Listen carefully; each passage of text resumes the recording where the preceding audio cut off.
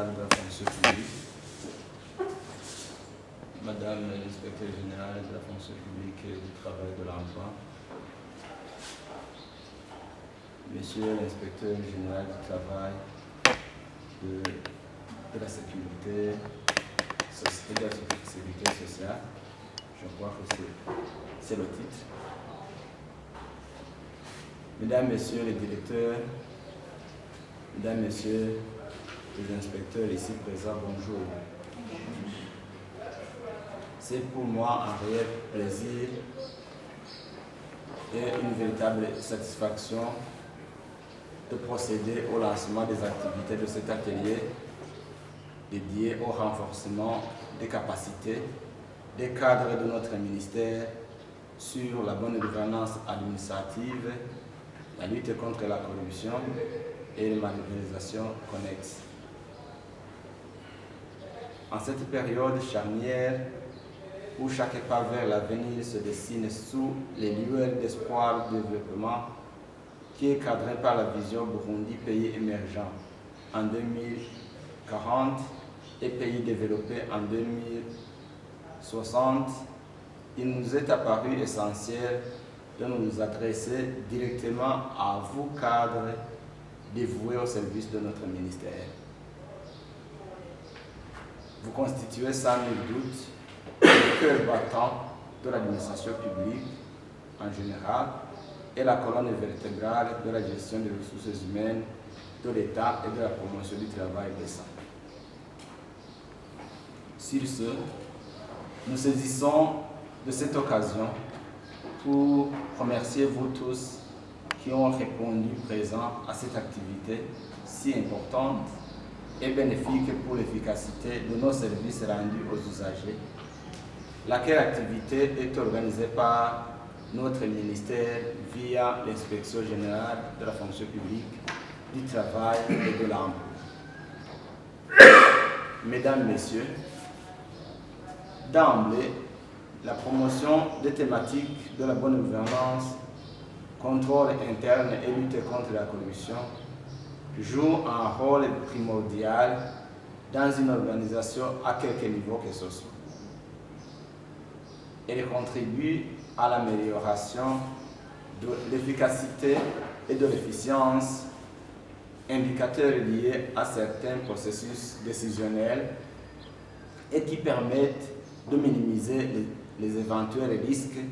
de non-contrôle et d'inexactitude sur les données de diverses natures des institutions concernées. La consolidation de la bonne gouvernance, le contrôle interne et la lutte contre les éventuels cas de la corruption,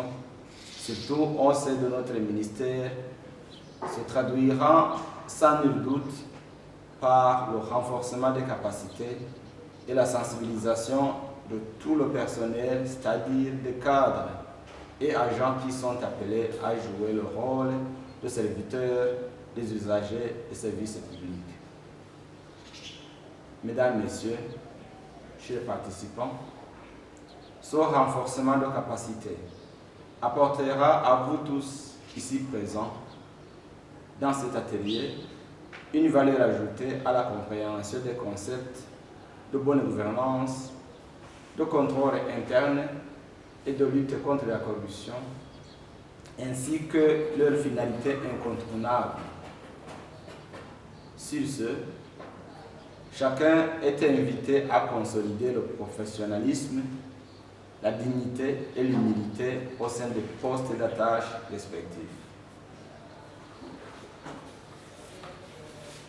Que la droiture, la probité et l'exemplarité commandent chacun de vos actes. Que votre travail quotidien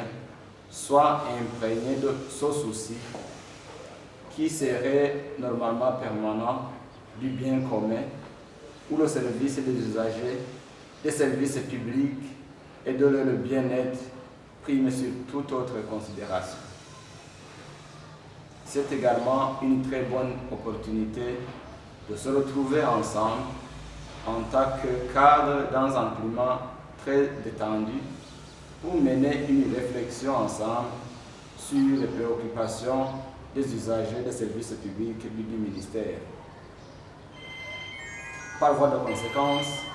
à travers la présentation sur les dites thématiques, vous allez vous rappeler que des valeurs d'intégrité, d'impartialité, d'éthique, de la déontologie et du secret professionnel apportent la sérénité dans le travail quotidien. Celle-ci étant un facteur qui n'est que le résultat de la satisfaction matérielle et morale effective des usagers des services publics que vous êtes appelés à servir. Mesdames, Messieurs, nous espérons qu'au sortir de cet atelier et au retour dans nos services respectifs, des thèmes qui vont nous être développés à tout à l'heure par le présentateur ici présent vont vous aider dans la consolidation de la performance ainsi que la production des services de qualité. À cette fin, vous serez en train de contribuer efficacement aux attentes des usagers des services publics qui sont au centre des préoccupations du ministère de la fonction publique, du travail et de l'emploi. Ensemble, dans la solidarité, faisons toujours de notre ministère un lieu où chaque administré et chaque usager des services publics soit épanoui. Nous vous invitons donc, avec ferveur et espérance, à redoubler plus d'efforts pour être des bâtisseurs infatigables de notre ministère, une institution rayonnant à l'image des aspirations profondes des usagers des services publics. C'est sur ces mots que je déclare ouvert les travaux de cet atelier. Vive le Burundi, vive le ministère de la fonction